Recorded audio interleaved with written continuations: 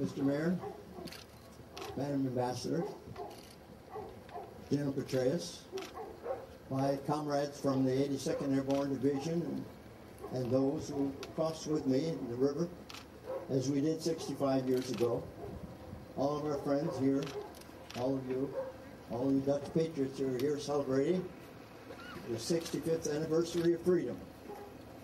And we're pleased to be here with you to help celebrate, because I've always said that one thing that we have in common with the Dutch people as Americans is our love for freedom and our willingness to sacrifice and take risk and risk our life to preserve those values we hold dear. And a further point is for me and my comrades to be here, honor those we left behind. We're the real heroes of this Waal River crossing. We're the survivors. And I come back here when I can, as do the rest of us, to honor our buddies, our close friends. And I want to take the moment that I have here on a little journey. If you'll follow me, I want to tell you why we did this, why we had to cross this river, and what it was like to be part of it, and being one of those boats, and under heavy enemy fire all up and down this dike, and as I'll point out, the areas around all over. I want you to stand in my shoes, if you will, while I take you on this journey. Because a lot has been written about the Waal River crossing and about Market Garden, and most of it is correct. But I want to tell you how we saw it as soldiers who made this crossing. The British 30th Corps, leading Montgomery's First Army, had proceeded through the 101st Airborne Division and had approached Nijmegen.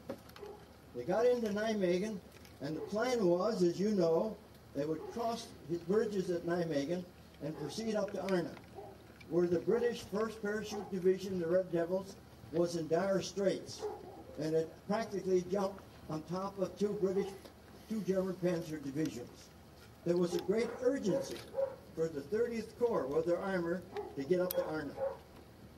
But they couldn't move through Nijmegen because we did not get control of the city, and the British tanks would not attempt to cross the bridges unless they knew they were secure. It meant that we had to secure both sides. General Gavin came up with a plan and presented it to the British, in which one of our battalions in the 505, the 82nd Airborne Division, along with British tanks, would fight to clear the south end of the bridges, while downstream another battalion would cross in boats and circle around and come around from behind. That way we would control both sides of the bridge and permit the British to cross. We in the 3rd Battalion, and the men that are with me today that crossed this river, are all part of the 3rd Battalion of the 504th Parachute Infantry Regiment of the 82nd Airborne Division. We had completed all of our initial assignments. We had taken the bridge over the Maas at Graaf, and we were then put into Division Reserve. We were the Reserve Battalion, and so when a decision was made to cross, it fell upon the Reserve Battalion.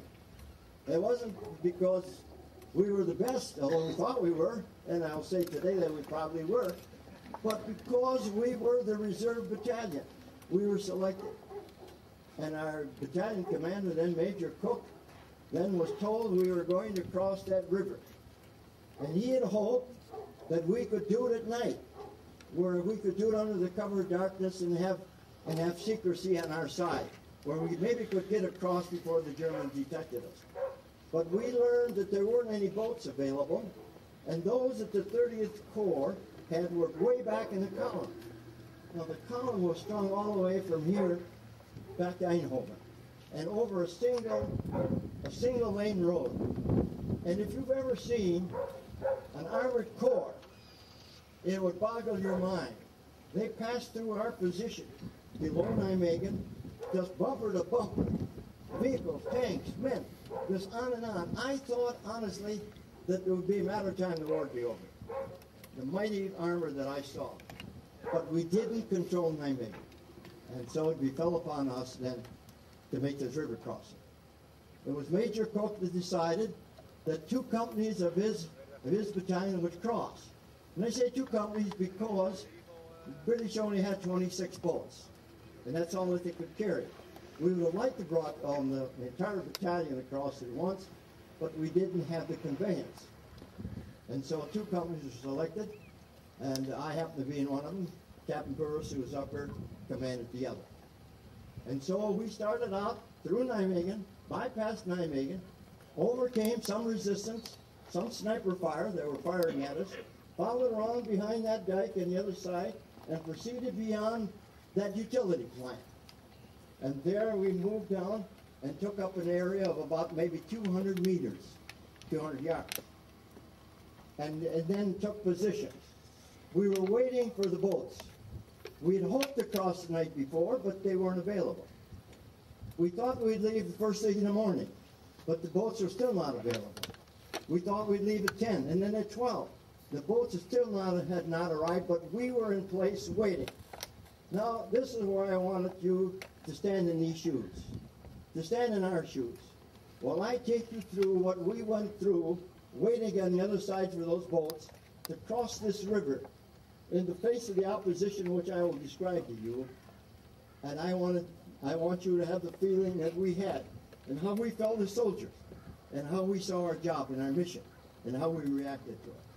Because in every battle where men have fought in close contact with enemy, and eye to eye, and killing them at close range, there is a human element, and men react differently when they're under duress and in combat. But it's there where the instincts that they have, the feelings they had, the kind of people they had, then come out in the open. So we moved in and we took positions behind that dike. And we sat around waiting for boats. Now, again, put yourself in my shoes. You're sitting behind that dike, and you're told that you're going to cross this mighty river, the Waal River, at a current of 8 miles an hour. It was wide and swift, and that we would have to attack here across this open terrain, which is just as open as it is now. The grass wasn't as high, I don't believe, but we would have to cross this, and this was our first phase line on the way to the bridges.